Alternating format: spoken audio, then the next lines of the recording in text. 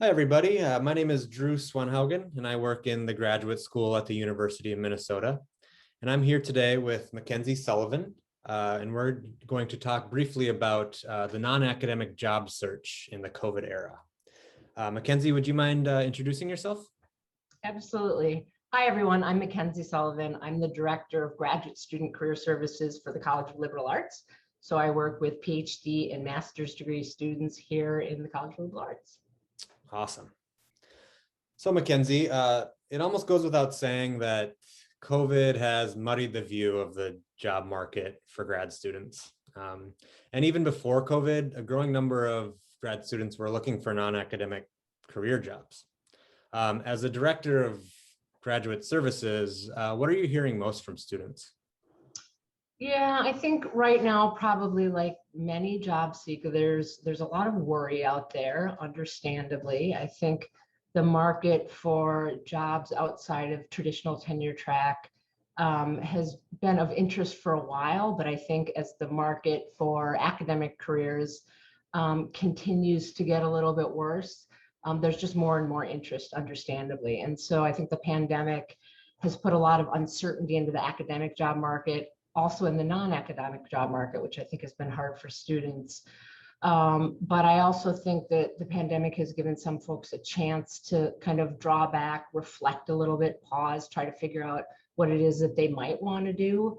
And so I'm seeing a lot more openness to other opportunities where before maybe students were saying what I really, really want is a faculty job, even though I know that's going to be exceedingly hard to get. So although I think it's a time of big worry, understandably, I also think it's a time of opportunity for people to rethink what they might do with their PhD and master's degrees. Great. So can you talk about some of the main maybe to-dos that should be on a student's non-academic like job prep list? Yeah, absolutely. So a little bit, it depends on where you are in your program. I'm sure people are viewing this are all the way from the beginning to right towards the very end. And I think there's various steps that people can take.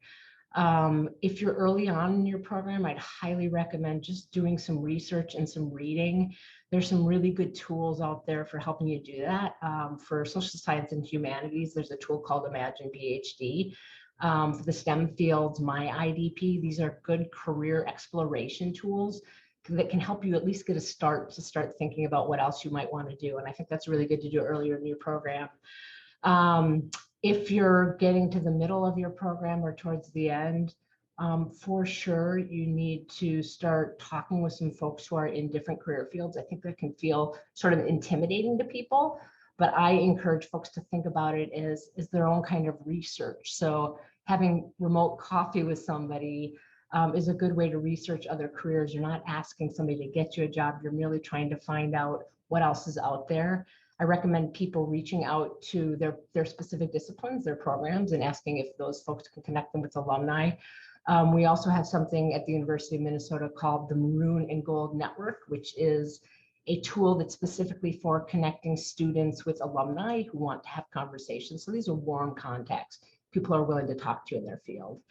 And then, as you're really thinking about, what's going to happen next and how you're going to be applying for jobs, the university has an online platform called Beyond the Professoriate Aurora, which has courses both for non-academic and for academic careers to help lead you through how to do things like write a resume, which looks different from a CV, how to approach this idea of networking, how to do some interviewing. And that's a really good tool to add to your list of things to do. And then, of course, I always recommend if you need help, connect with your career center on campus. We're decentralized, but there's a career center person who can serve each of your graduate students. Awesome, thank you. Have you heard of or noticed any job or like within the industry, any job or career trends you're noticing during the COVID era? Yeah. So I think one of the benefits is that many more jobs now seem to be remote, either permanently or at least have some options for remote work. So this can open up particularly for folks who aren't interested in relocating, which is why many folks traditionally have looked for jobs outside of academia. They don't want to have to relocate. Now with this new opening up of more remote work, people may not have to relocate to a different city for specific jobs that they want. I'm not saying all jobs are going to be 100% remote, but I have a student right now who's interviewing for a position where they'll want her to fly to Chicago a couple times a year once the world opens up again, but mostly she can work remotely. And so that opens up the options for people. So I think that's a great thing that I'm seeing. I think when people are asking me, where's hiring happening? I think right now it's a little bit too early to say exactly what's going to happen, but for sure we know anything having to do with technology is hiring. So many positions right now for remote teaching opportunities at all different kinds of levels. And I know that that's something that students can sometimes be interested in because a lot of them have taught or at least been a TA for a class. I think one of the trends that I'm noticing less on, who's hiring and more on sort of how people are getting jobs is many more opportunities to connect with people, what I call over the keyboard. For a while, it's been very common to do a phone call, informational interview, to do a Zoom. That's also very common, but I'm starting to see that people are really connecting just through the typing of the keyboard, which for introverts can be a real benefit. So I have a couple students who have connected with folks via Twitter and they have conversations over Twitter. And I think to get to know somebody, particularly if you feel more introverted, that can be a really good way to start those conversations. And then eventually you might move to a phone call or a Zoom. But I think that can be a really good way for people to start connecting through some of the other platforms and still feel comfortable. That's great. And I have one end question for you. As we're getting to know, it's important for students to know that developing a diverse skill set to show future employers is really important. Mm-hmm. Can you give some advice on how students can develop skills while they're already busy with their own academic work? Yeah, so I see this concept in two ways. One is which, I think it's a real benefit to try to figure out what skills you're trying to develop. Some of the folks that I work with in the humanities might really need to develop some digital literacy skills or some coding skills. Maybe some folks in the sciences are really trying to develop leadership skills. And so I think it's important to think about what skills are you trying to develop, because you can't develop everything. Your time is really limited. So I think that's on one side of the spectrum, but I want to couple that with what I call the bias towards action. I think it's easy to get lost sitting in your head thinking, I only have an hour a day to think about something else. It could be dinner, it could be volunteering, it could be a coding boot camp. How do I know how to use that time? And I think sometimes people get a little paralyzed. And so I say, do a little bit of a gap analysis. What are you trying with? What are your skills? What's the gap? And then just start doing some things, because that will move you further along than you even suspect it will. Sometimes just this getting moving.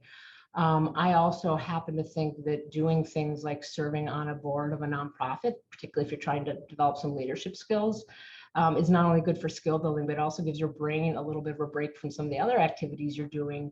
And so I think that these opportunities, particularly outside of academia, where you're not even taking a class, but you're actually doing some volunteering or some project work, can help refresh your brain and give you a little bit of a break from the academic side of things and make you more productive, both in building up some skills and connecting with some people, which is really important, but also giving yourself just a break from what you do every day. I, in general, recommend project work or volunteering over courses, because you do a lot of coursework when you're in an academic program. And often what employers are looking for is not courses, but actual real life experiences. But I want to say, with the exception of some of the digital skills, if you want to learn Google Analytics or take a coding boot camp or maybe project management, those can be really good certifications or courses to have. But outside of that, I always have this bias towards actually getting out there and working with people, even if it's over Zoom. You're often going to build some good skills and connections that way. Wonderful. Well, thank you so much for taking the time today, Mackenzie. And to all of you out there, I hope this video has been helpful for you. Thank you. Great. Thanks, Drew.